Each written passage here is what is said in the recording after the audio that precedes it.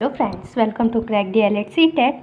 आज इस वीडियो में हम लोग चाइल्ड डेवलपमेंट एंड पेडागोजी के कुछ important previous year questions discuss करेंगे जो कि आप लोगों को सीटेट एग्ज़ाम में हेल्पफुल होंगे। तो चलिए देखते हैं आज का पहला क्वेश्चन। आज का पहला क्वेश्चन है, शारीरिक रूप से सक्षम बच्चों को सामान्यता होता है। तो ऑप्शन है डिस्थीनिया, डिस्कैल्कुलिया, डिसलेक्सिया या डिस्ग्राफिया। तो इस क्वेश्चन का राइट आंसर ऑप्शन डी होगा, डिस्ग्राफिया।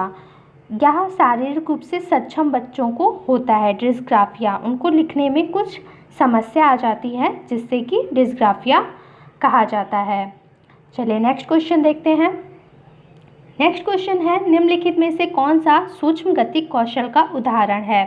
तो यहाँ पे आपको ऐसे कौशल बताना जो कि एक सूक्ष्म गतिक कौशल के अंतर्गत आता है। ऑप्शन है दौड़ना, लिखना, चढ़ना या फुदकना। तो इस क्वेश्चन का राइट आंसर क्या होगा? ऑप्शन बी, लिखना। यह एक सूक्ष्म गतिक कौशल के अंतर्गत आ जाता है और सूक्ष्म गतिक कौशल के अंतर्गत बुनना और कुछ बुनना, लिखना, ये सूक्ष्म गतिक कौशल होते हैं। नेक्स्ट क्वेश्चन है, सीखने संबंधी निर्योग्यताएं सामान्यता। जो सीखने संबंधी निर्योग्यताएं होती हैं वो सामान्यता कैसे बच्चों में पाई जाती हैं? तो ऑप्शन है औसत से श्रेष्ठ बुद्धि लब्धि वाले बच्चों में पाई जाती हैं।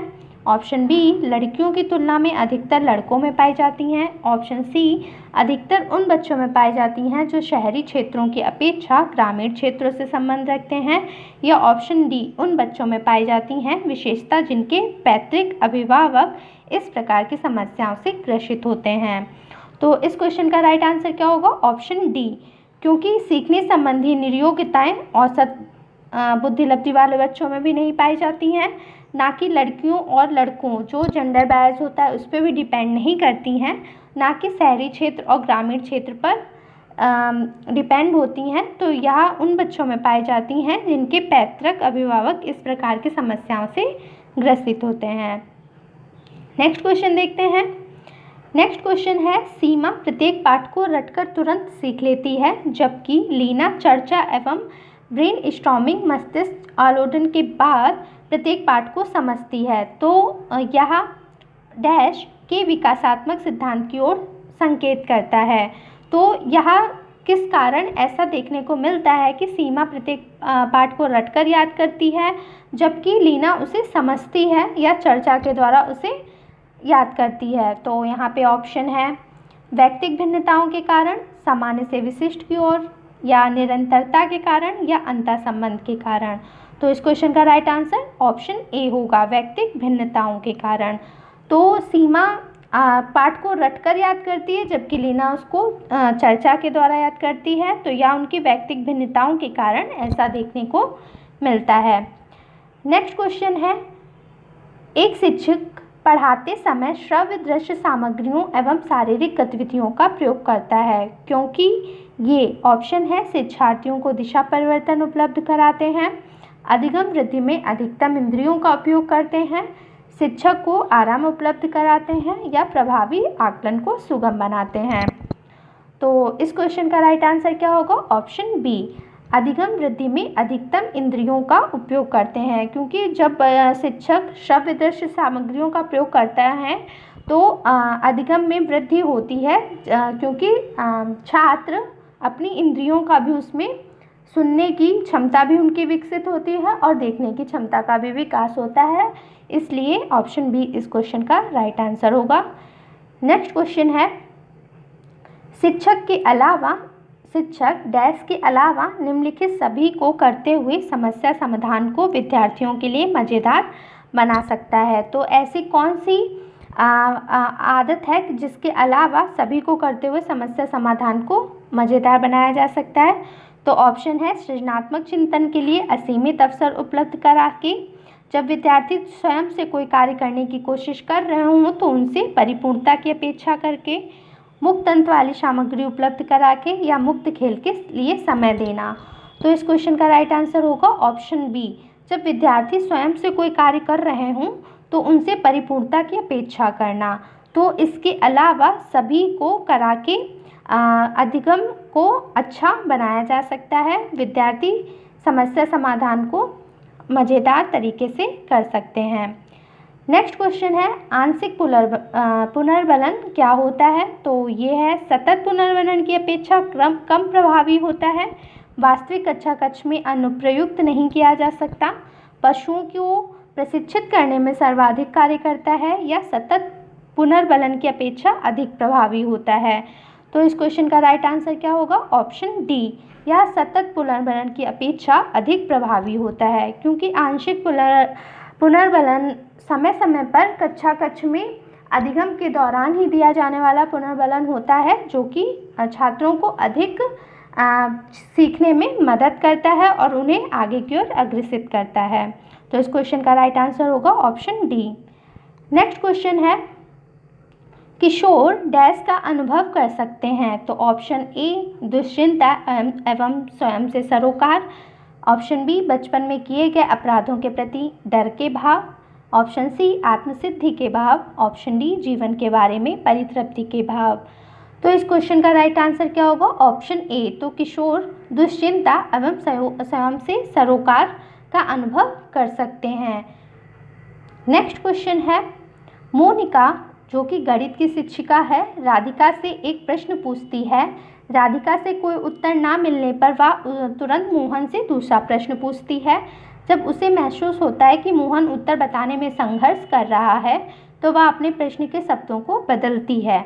तो मोनिका की यह प्रवृत्ति क्या दर्शाती है? तो ऑप्शन है ऑप्शन ए इस तथ्य से पूर्णतः परिचित है कि राधिका सवालों के जवाब देने योग्य नहीं है, ऑप्शन बी अपने सवाल के प्रति थोड़ा घबरा गई है, ऑप्शन सी मोहन का पक्ष लेकर लिंग भूमिकाओं में रूढ़िबद्धता को बढ़ावा दे रही है, या ऑप्शन डी राधिका को किसी उलझनपूर्ण स्थिति में नहीं डालना चाह रही है।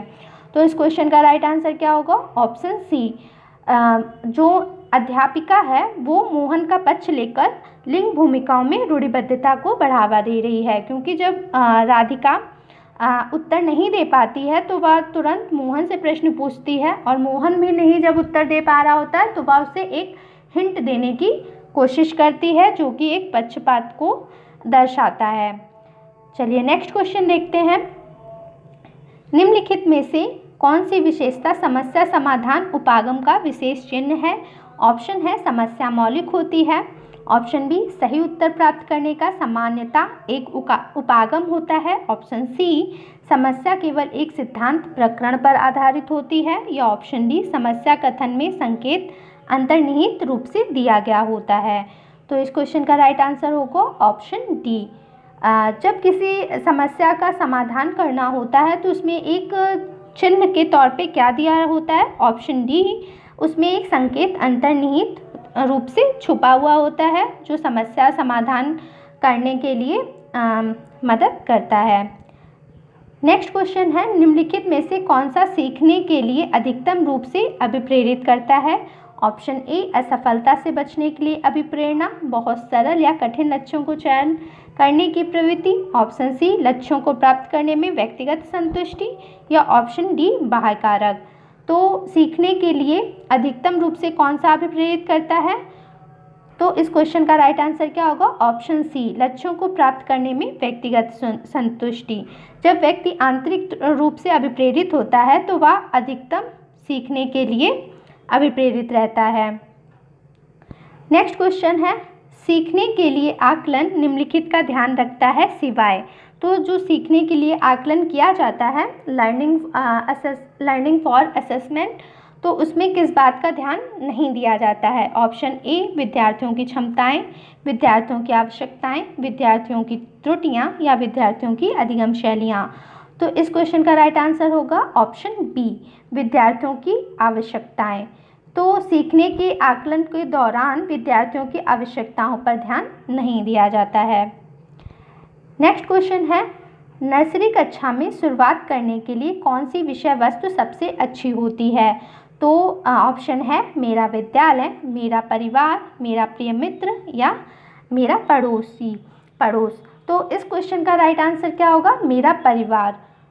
जब बच्चा छोटी कक्षा में होता है तो वह सबसे ज़्यादा अपने प्राथमिक उसका परिवार होता है, इसलिए उसको कोई भी वस्तु सबसे अच्छे शुरू करने का सबसे अच्छा तरीका उसके प्राथमिक वातावरण को समझाया जाए, यानी उसका परिवार के बारे में डिस्कशन किया जाए। नेक्स्ट क्वेश्चन है, वाइगोत्स्की के सिद्धांत का निहितार्थ है।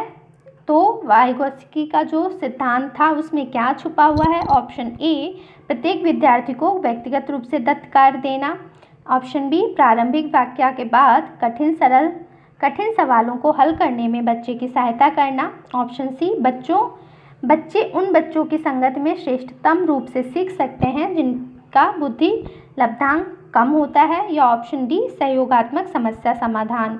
तो इस क्वेश्चन का राइट आंसर क्या होगा? ऑप्शन डी, सहयोगात्मक समस्या समाधान, क्योंकि वाइगोत्स्की ने सामाजिक सांस्कृतिक सिद्धांत दिया था जो कि ये कहता है कि बच्चे समाज में रह के समाज के सहयोग से सीखते हैं। तो ऑप्शन डी इसका राइट आंसर होगा, सहयोगात्मक समस्या समाधान। नेक्स्ट क्वेश्चन है, भाषा में अर्थ की सबसे छोटी इकाई कौन सी होती है? ऑप्शन है ए, रूपपिम, स्वनिम, संकेत प्रयोग विज्ञान। या ऑप्शन डी, वाक्य। तो इस क्वेश्चन का राइट आंसर क्या होगा? ऑप्शन बी, स्वनिम। तो भाषा में अर्थ की सबसे छोटी इकाई स्वनिम होती है। आज के वीडियो में इतने ही क्वेश्चन। होपफुली वीडियो अच्छा लगा होगा। वीडियो अच्छा लगा हो तो वीडियो को लाइक कीजिएगा, चैनल को सब्सक्राइब कीजिएगा और शेयर कीजिएगा। मिलते हैं नेक्स्ट वीडियो में। Thanks for watching.